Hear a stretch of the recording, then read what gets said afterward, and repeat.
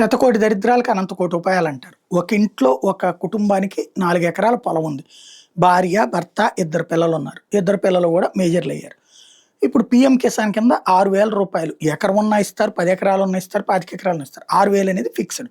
3 సార్లు 3 2,000. దీన్ని రాబట్టుకోవడానికి ఇప్పుడు రైతుల్లో కొంత తెలివైన ఎత్తుగడ వేశారు. 4 ఎకరాలుంటే నలుగురికి పెట్టి 4 పేర్లతో రిజిస్టర్ చేస్తున్నారు.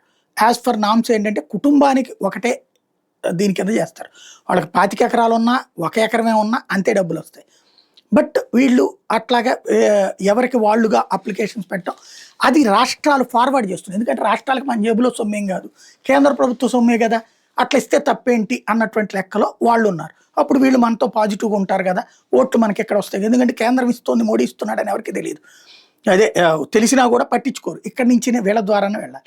దాన్ని బేస్ చేసుకుని నడుస్తుంది. ఇప్పుడు వచ్చేటప్పటికి టోటల్‌గా 31 లక్షల కేసులు భార్యాభర్తలు ఇద్దరికీ కూడా అందుతున్నాయట. అందులో 17.87 లక్షల మంది భార్యాభర్తలు ప్రయోజనం పొందుతున్నారని తేలింది. అలాగే కొంతమంది గతంలో పొలం ఉంటది, వాళ్ళు వేరే వాళ్ళకి అమ్మేశారు. కొనుక్కున్నోళ్ళు వీళ్ళు అప్లై చేసుకున్నారు. పాత వాళ్ళకి వస్తుంది, వీళ్ళకి వస్తుంది. ఇట్లాంటిది పీఎం కిసాన్‌లో ఉన్నటువంటి లోపాలన్నీ కలిపి 31 లక్షల కేసులు గుర్తించారు. ఇప్పుడు దాన్ని పరిష్కరించే ప్రయత్నంలో ఉన్నారు.